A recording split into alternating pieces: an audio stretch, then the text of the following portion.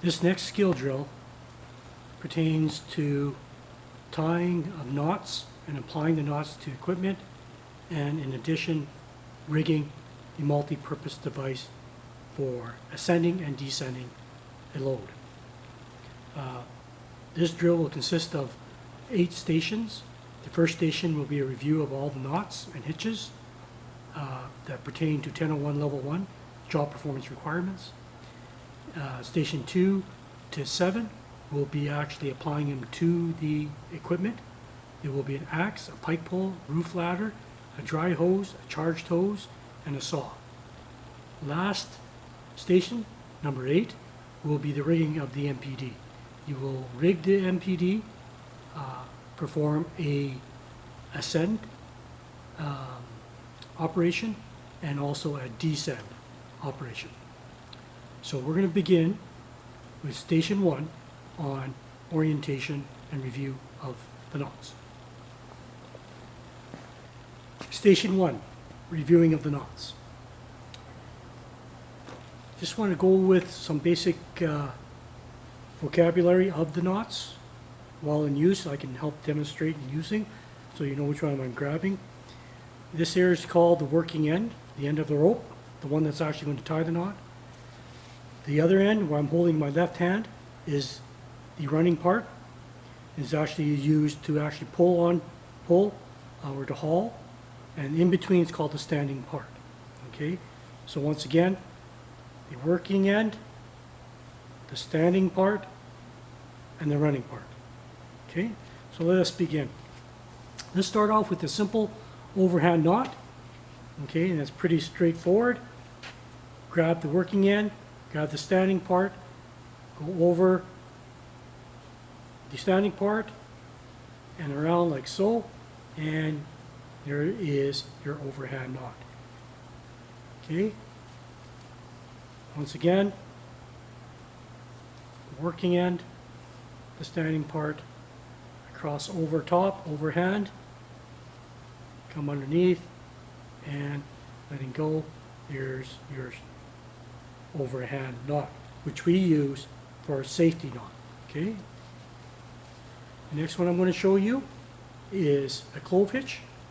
Okay. There's half a turn here, and half a turn the opposite way. Okay, so you make 2 little loops, bring them together like this, and then you have what we call, I'm going to put it over my hand so you can see it, is a clove hitch. Okay, so 2 half turns on opposite directions, put them together, you got a clove hitch. So 2 half hitches make a clove hitch. Okay, watch again, I'll show you a different way of doing it. Grab your rope, make a bite, cross your arms, like so. Okay, and as you bring it forward like this, just hang on to it. And then guess what? You come up with your 2 half hitches like I showed you before. But please note that the tail end is on this side of the rope, and this tail end is on the opposite side. When you bring them together, okay, don't bring them like this. Bring them like this, and you'll have that cross. That becomes your clove hitch. Okay. Now, I'll show you the clove hitch while it's applied onto a pike pole or a piece of equipment.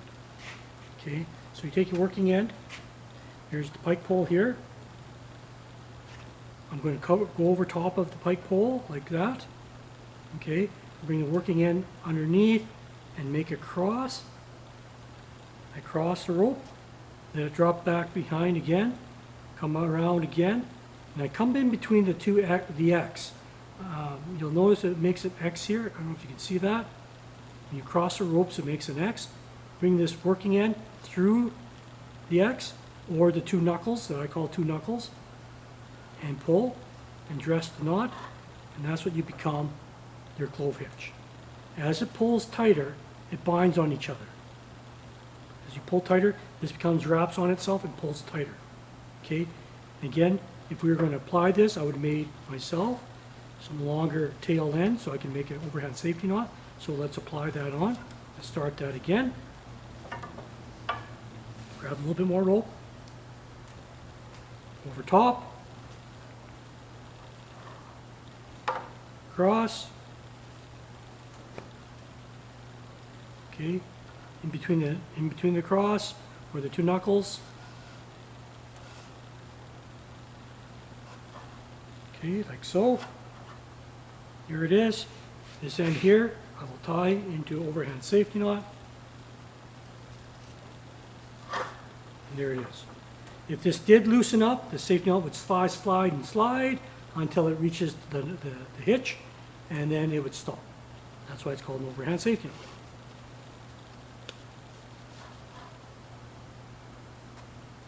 Okay, the next one I'm going to show you is the family of figure eights. This knot is an important knot that must be learned because when we do any confined space or high angle, we use the figure eight knots.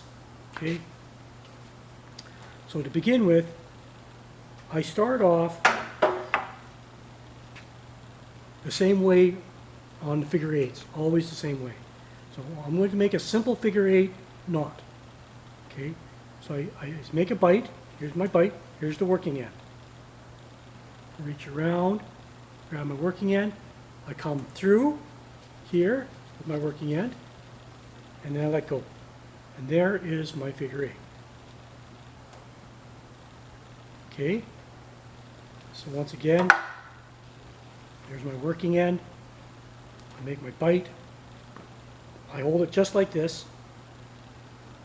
Reach around, grab the working end, come through, and drop, and there's my figure eight. Okay? Now, since I'm in this position, you'll notice what the figure eight is used for. This is also the first part of tracing a figure eight, where you would attach it to an item. Okay? The figure eight is also used, we can use it as a stopper knot. Just like an overhand safety knot, but a stopper knot where as it slides, it stops. If you've noticed, on the end of the rope bags, at the very end, there's a figure eight knot. And that's figure eight knots used to stop the rope coming out of the bag. Okay, so I'm going to show you a trace figure eight. Once again, I begin. I'll start right from the scratch. I'm going to grab myself a little bit more working end because I got to trace it. Okay, right here, I make myself a figure eight, a single figure eight stopper knot. There it is, like that. Okay, I am going to bring my rope around an object. Okay, and all I'm going to do is follow the rope through. Okay, so as it comes from here, I'll start here.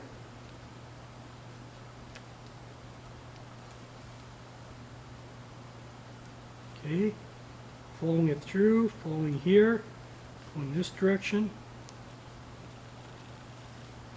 I'm tracing it through. It goes around, I'm tracing it. It goes around here, and now it comes out this way.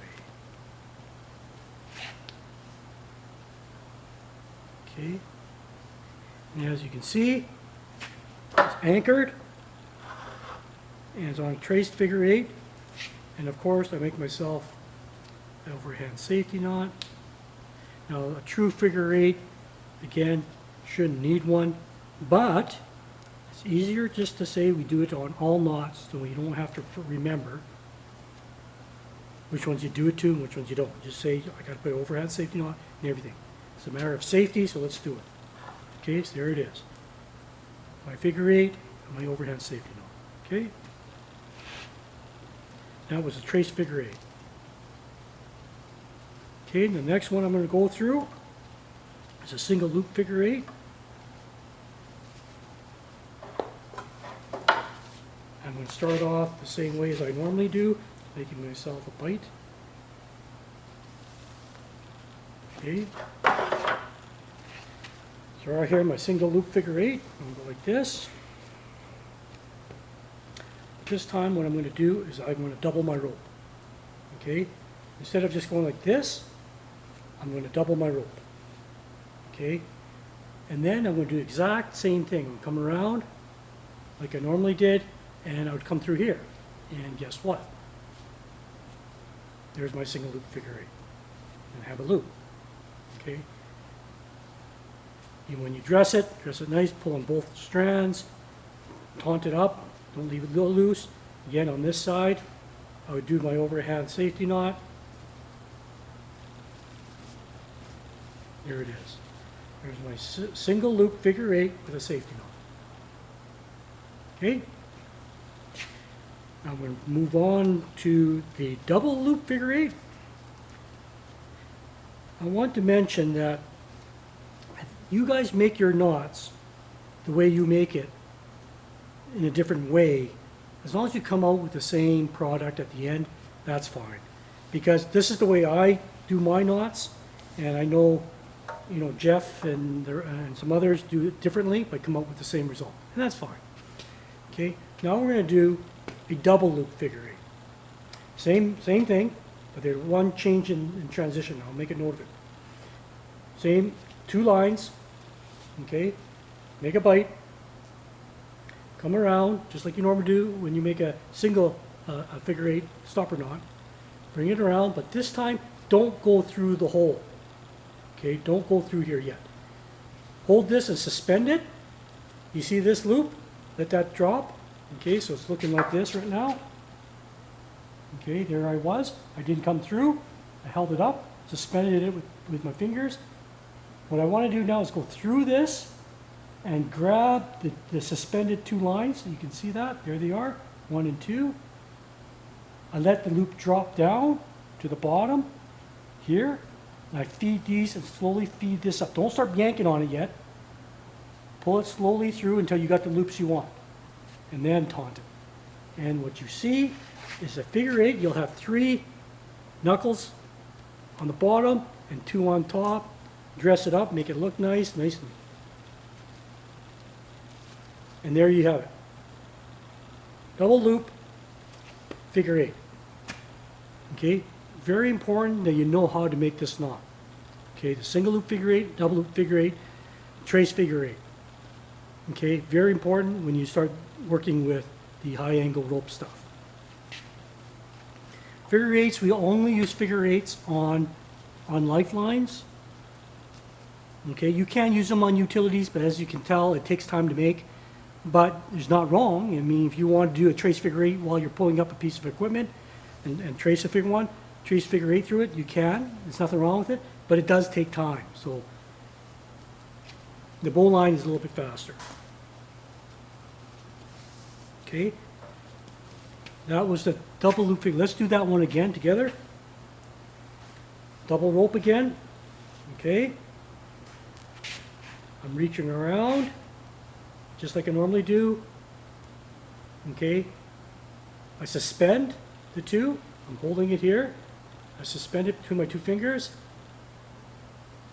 I look in through the loop. I'm going to turn around so you can see what I'm looking at. I go in between. I grab it. These are my 2 loops. Let the rest of it just drop down. It actually drops down to the bottom. And I slowly feed this up. And I hold this down below here, and I tighten it up and dress it. Okay, once again, I dress my knot on each one. Nice. 1, 2, 3, 1, 2, and my double loop. Okay. Moving on. Those are the family of figure 8s. Okay, now I will show you a bow line. A bow line is used for basically a utility knot, an anchor knot. You can haul equipment with it. At no time should you use a bow line on a life. So if you're going to attach it to a stretcher or you're attaching it onto a Stokes, you should not use a bow line. You use a figure 8. Okay. So this is how I do it. Once again, there's variations in how to do it. This is how I do it. Here's my working end. Okay. I put the standing part in my hand. I make 1 loop, just like that. Okay? Once again, I make 1 loop just like that. Just wrap around once around my hand. Then I take the working end. The working end comes up through the hole, like that, around the running part. and back into the hole where it came from. Okay. Grab these two strands, grab the working end and the loop, grab the running part, slowly tighten it up, dress it, and if you notice, there's the bowline right there. It's like a bowline constrictor, it's like a snake. As it grabs around the running part, it binds and bites onto it. Okay. Again, this is considered an inside bowline. As you notice, the line came in with inside the loop, so that's why it's called an inside. And right here, I'll put in my overhand safety knot.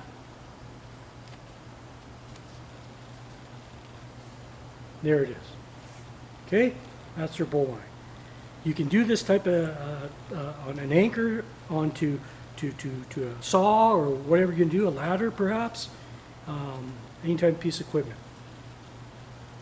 Okay, but once you put a life on, it's got to be a figure eight.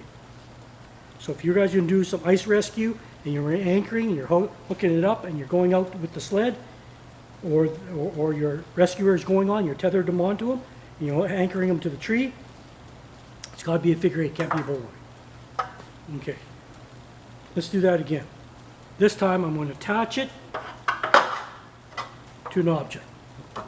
Say this is a big solid piece of frame, and I'm anchoring it onto a connection here to hold, I don't know, let's say a ladder or something. Okay, so once again, I grab my rope in hand. Here's my working end. With my working end, I make one wrap. Okay, this time I don't start making my knot yet. I take this, my working end, go around the object I'm going to tie, just like that. Now I finish up. Now the gopher comes out of the hole, goes around the tree, which is the running end. Now I'm going to go in the other end, around the tree the other way, and I'll let you know if it turns out to be an outside bowline.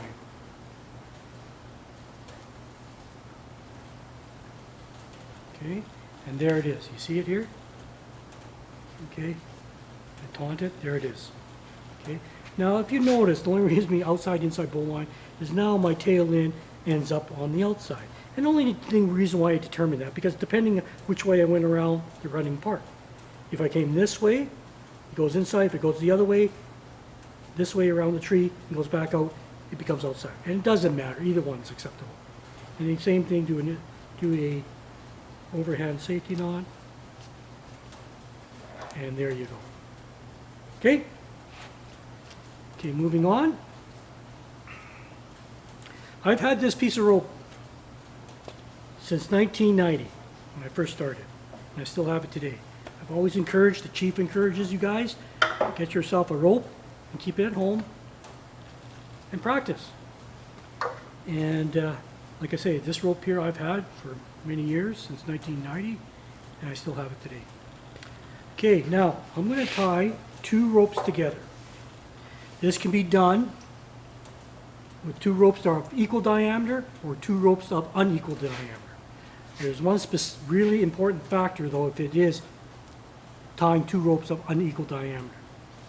We'll pretend this is the smaller diameter rope and this is the bigger diameter rope.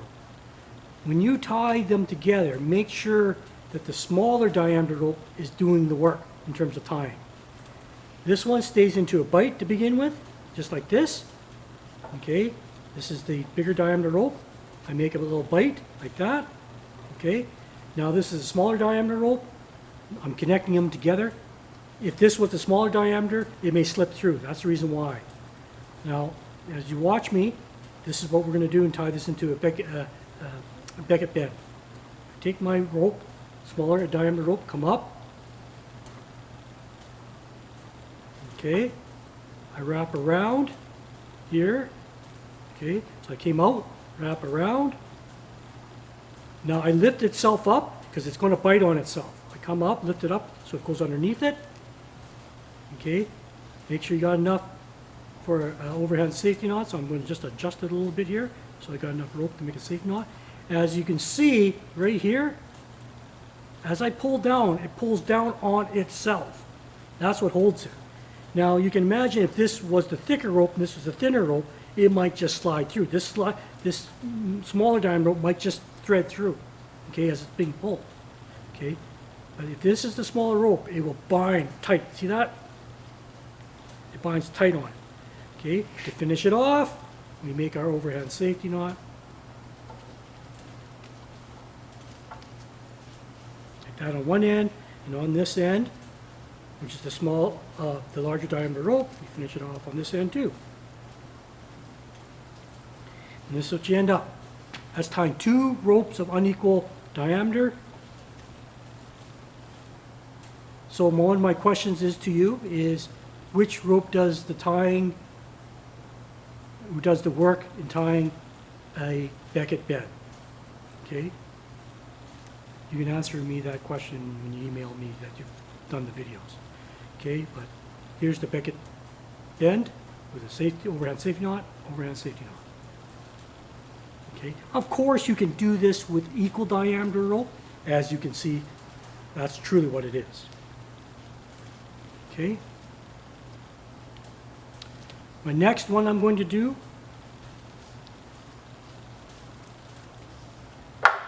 is a water knot. The water knot, if we work with webbing, I know we don't work a lot with webbing, but we do have some webbing that's operational, and you'll be using that when you do this exercise.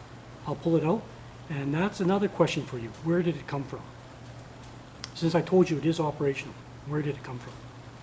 So I'm just going to go get it, and I'll show you how a water knot works. Okay, so I've got a piece of seat belt here just to show you. But it'd be the same thing. It is webbing, of course. It's just a big fat webbing. Anyway, tying a water knot is simply basically like doing the same procedure as doing a trace figure 8. Okay?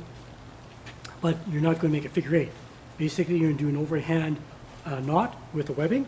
So here's my working end. I'm going over top and through, and what I come up with is a overhand knot in the rope. In the webbing. Okay? So it's nothing different there. Okay? What you have left over here is what you're going to end up tying your safety on, or safety with. Now here's the other end. It's a short piece, so we'll see what it turns out to. I'm just going to shorten it a bit so I got some room to show you. Okay? So here I am. So don't reef on it, don't pull it really tight, because you got to thread through it. You got to trace it. Okay, so here's the other end. Going through here, this is called a water knot. I'm following it through, just tracing it just as if it was a figure 8. Okay, making sure I got enough. Coming through, and it comes in through this way, and it finishes up this way.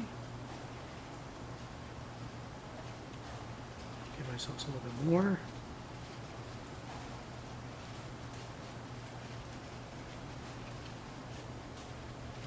Okay, and as I taunt it, tighten it up and dress it, that there becomes your water knot. Now on this side, I can clean it up by doing my overhand safety knot.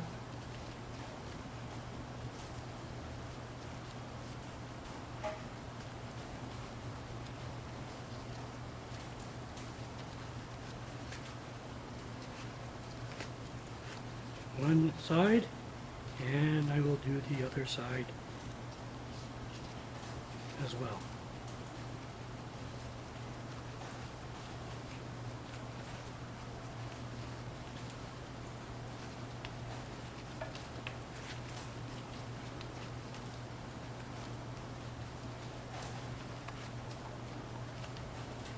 I haven't got much tail there, but it gives you the idea what I'm doing. Okay, so here I have a safety knot, overhand safety knot, and my water knot there. So basically it's an overhand knot that's also traced. Okay, and there you have it.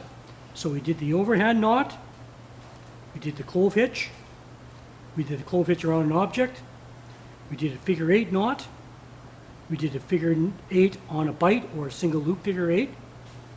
We did a double loop figure 8. We did a figure 8 follow through or a trace figure 8, same thing. We did the bow line. We applied the bow line onto an object. And we did the Beckett bend, which is we attached 2 equal diameters, and we simulated as it was two pieces of rope that were different in diameter. And we also did the water knot. Okay, so that is the end of station 1. We'll go on to station 2, and that's hoisting of an axe.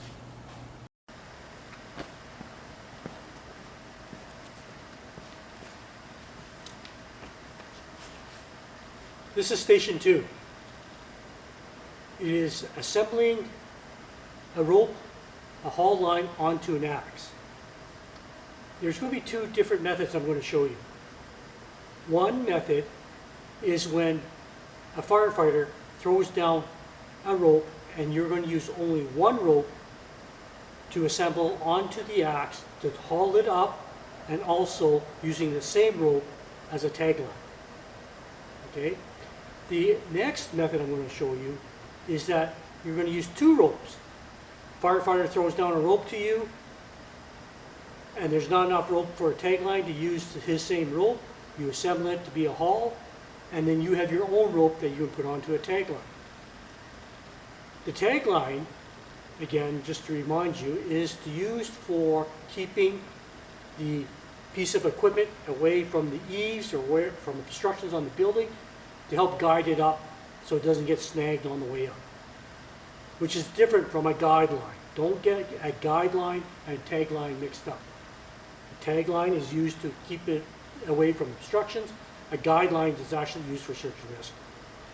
Okay, so let's pretend that we're going to use a single rope. The firefighter throws down a rope to me, and I'm going to use it and assemble it midline into the rope that he has his haul line, and I also have a tagline. Okay? Because this is not the scale, this is going to be a smaller rope I'm using, we'll just pretend. Okay, so he throws a rope to me. Here is the running part, which is the haul part. He's on the roof, throws down the rope. I took enough rope for myself for a tagline. And remember how we made that clove hitch in line? I'm going to do the same way. I'm going to cross my arms and make myself a clove hitch. I'm going to assemble this clove hitch onto the handle all the way down to the neck. I'm going to taunt it. Okay, as you can see right here, there's my clove hitch. Okay, here's my tagline.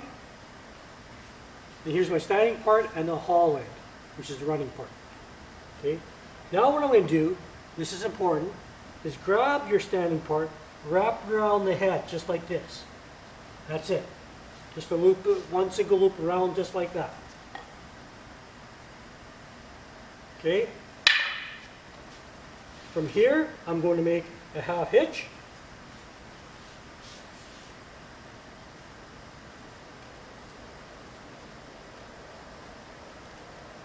Just a half turn, feed it down,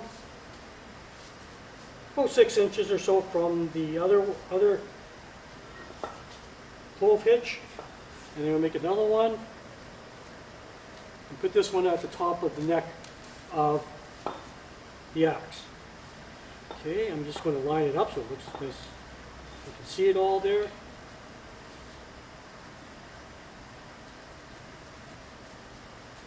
Okay, so what you have here, and there you go. So what you have here is a clove hitch, half hitch, half hitch. A clove hitch with the loop around the head, half hitch, half hitch. Here's the haul.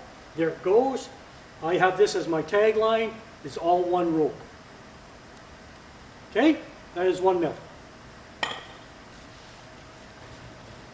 As you can see, when this is hauled up, the hitches are quite simple to detach, so there's no a long length of time to dismantle to get this, because the firefighter could need this axe like right away, so that's all it is to take it apart. Okay. The other method I'm going to show you is when the firefighter throws down a rope to you, but it's not long enough for you to use a tag line. So you have to attach your own rope. Okay? So this is another variation. He throws a rope. This is the haul line, the running part. Here it is. He throws this down to you. Okay, this is another variation. You could use a clove hitch, half hitch again, with an overhand safety knot. Or here's another variation, tie yourself a bowline with a loop. So here I am, I put my bowline.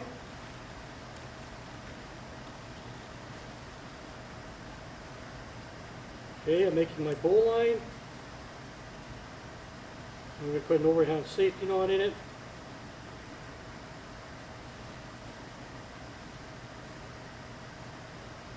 I'm going to make my loop just a tad bigger.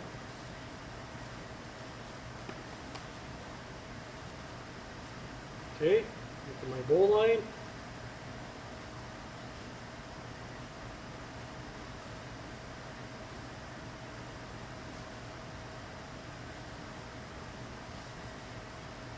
Sure, and there I got enough tail for my overhand safety knot. Put my overhand safety knot in. There it is. Okay, this one here. Now what you've got here is a bowline on a bite, or you made a loop or with your bowline. Okay, so I take my axe, I throw this over the top of the, just like that. This time I'm going to wrap this around a loop, one single loop around the axe. Put my half hitches in.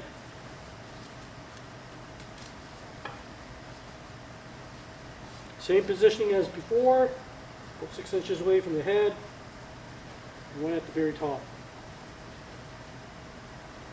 Just blow over the curvature here so it locks in. Okay, taunt it, make sure it's tight. Pick up the slack.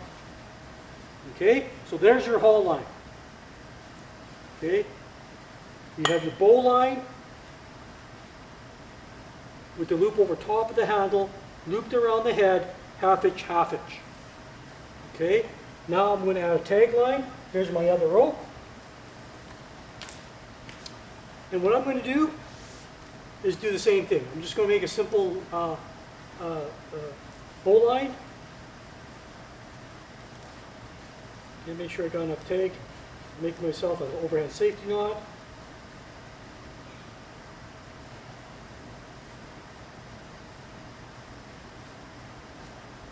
Okay, there's my loop and there's my overhand safety knot.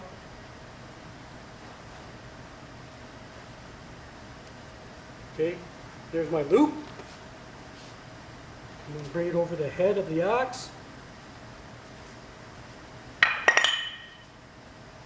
Okay, now as you can see there's quite a bit of slack, so I'm just going to tighten it up really quick a little bit more so it doesn't fall off.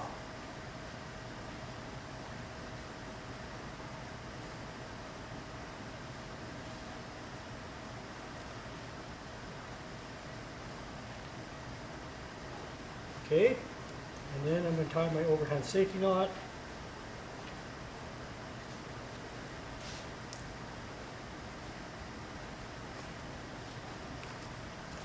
Okay, so I have my bow line, half hitch, half hitch. I got a bow line, and here you go. Okay, so it hauls up. I got my tag line to help support it or guide it. Okay, you could do also a half hitch here, or not a half hitch, a clove hitch, excuse me, with your tag line. Just make sure you finish the end off because it can slip off. Make sure you finish it off with an overhand safety knot.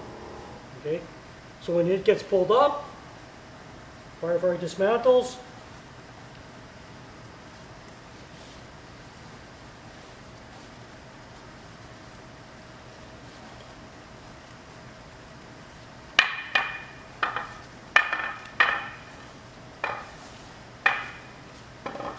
Okay, as you can see, just drop it through the handles. I got my axe, I'm good to go.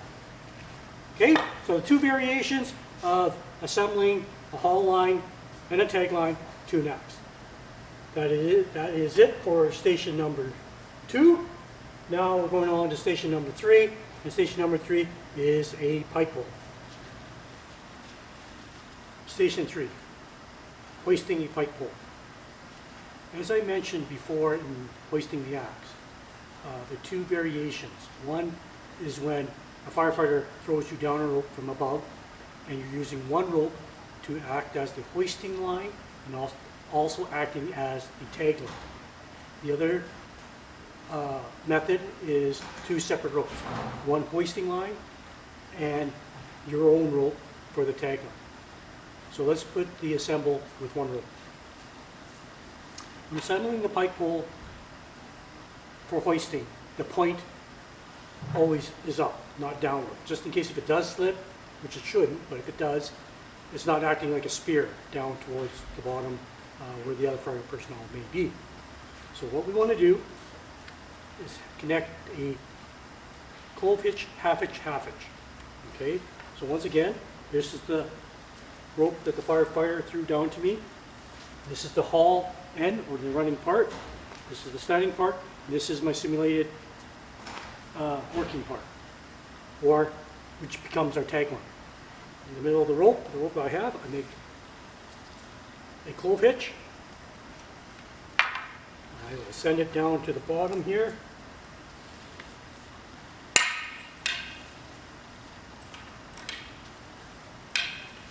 See, here's my clove hitch right here. Bring my rope up here, give a half turn, and create my half hitch. I bring it about halfway into the pipe pole, and I create my other half hitch.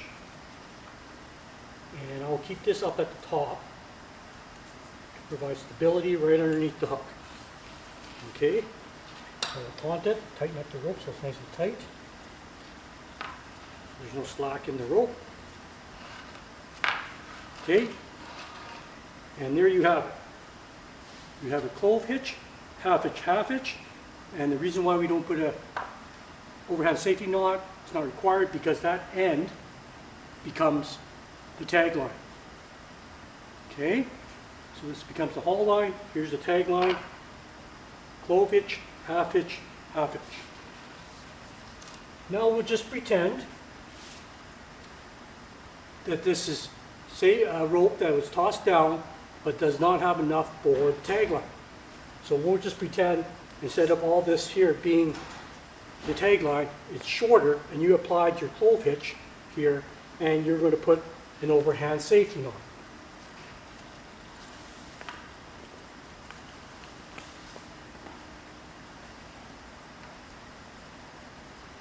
Now if you did have a lot of rope like I have here, put the overhand safety knot, guide this safety knot as close as you can, because if it was a slide you want it to stop right away. So put your safety knot as close as you can toward the hitch, because once it slides it will lock, instead of you sticking it up here and then goes down and then locks. Okay, to keep this out of the way, I'll just put one up here just to keep it tidy. Okay, now that's the single haul rope that goes up. Wasn't enough for the tag, so I'm going to apply my tag. What you want to do is put your clove hitch, we're going to put a clove hitch, and attach it here. That way, as this is being pulled this way, this one here will be being pulled this way, and we'll keep them in place. If you stuck your clove hitch here, it may just slip off. Okay? So I'll attach my clove hitch, and for my tag, making sure I have enough for overhand safety knot. I follow the curvature of the rope, natural curvature, put my safety line in, my safety knot I should say, right here, taunt it, there it is. So this is being pulled up, here's my tag line, and here is what I did. Here's the clove hitch that's attached to the haul line. All I did was take my set of clove hitch with an overhand safety, and it's connected to the bottom part, and it becomes my tag line. So those are the two methods.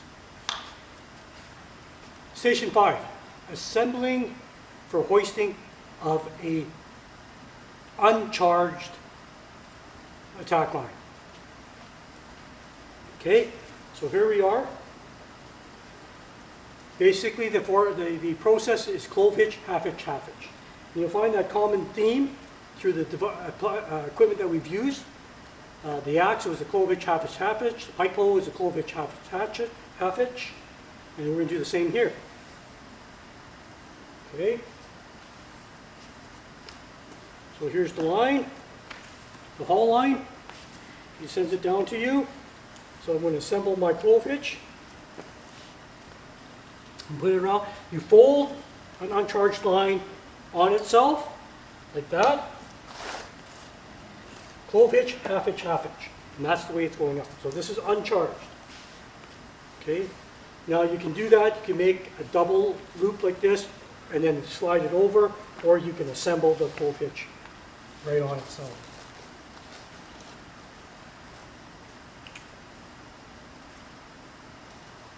Making sure you have enough for overhand safety knot. You notice I put it over, when I made my clove hitch, I spread out the knot to cover not only the nozzle or the barrel, but I put it over the handle too. But it's uncharged, it just helps keep it in place. I'm going to keep the curvature of the rope, and I'm going to put the overhand safety knot right here.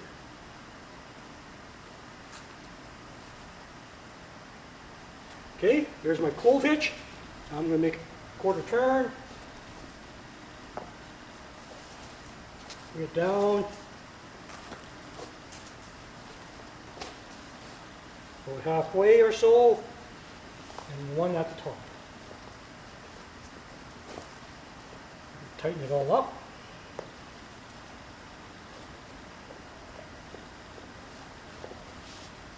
Okay, and there you have it.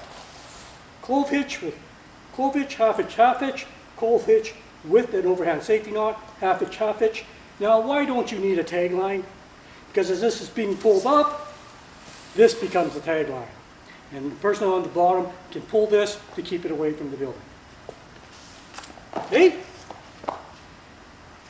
Station number 6.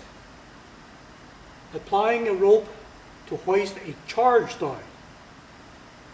Okay? So once again, the same process, clove hitch, half hitch. We're going to do the same thing. But pay particular attention to my last half hitch. Because now this is simulated as if it was charged. We're not going to fold it back on itself. You probably won't be able to, even if you tried. But it's set up like this, and I'll show you how to assemble. Once again, clove hitch, half hitch. So I'm just going to apply my clove hitch with an overhand safety knot. Here's my clove hitch. Following the curvature. Give myself a little bit more. Overhand safety knot. Okay. Following the curvature, creating my overhead safety knot. Okay. There's my clove hitch with the overhead safety knot. I'm going to put in my half hitch.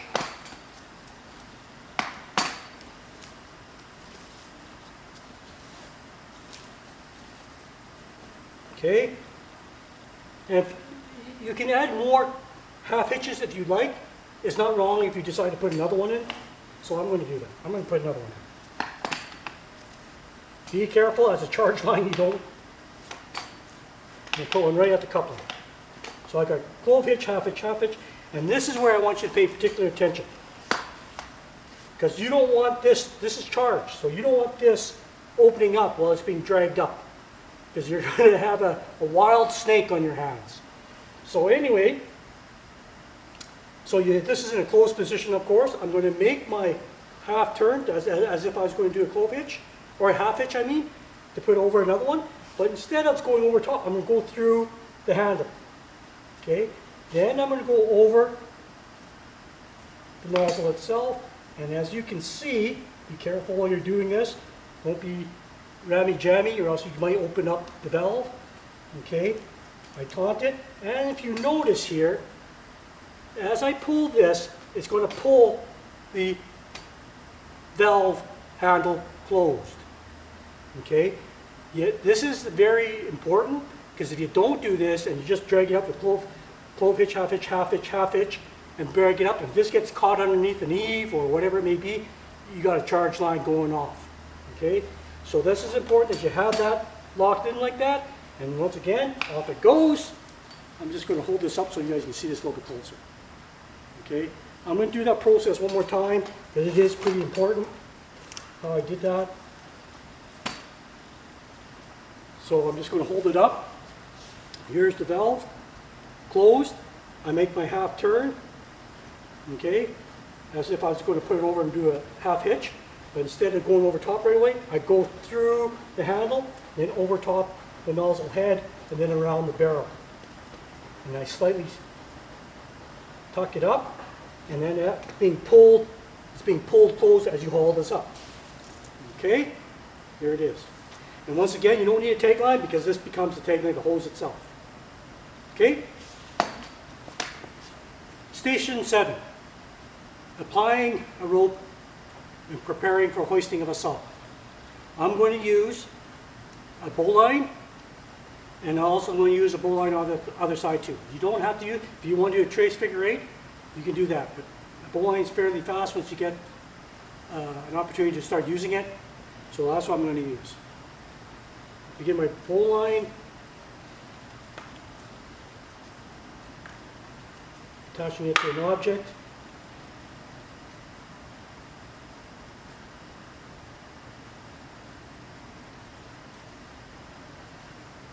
Give myself enough room for overhead safety knot. Here's my bowline, as you can see. There's my single loop.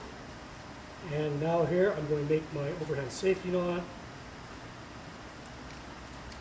So it doesn't slide off. Just like that. So there's my bowline, as you can see, right here. And there's my haul line. I'm going to use my other rope. I'm going to do the same thing. I'm going to connect it onto the handle here. Bowline.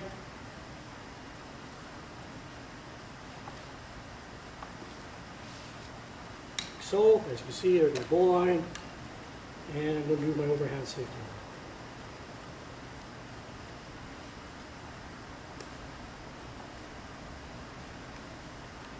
knot. Okay, so here's my bowline for a tag line and a bowline for the haul line. Basically, they all both are bowlines.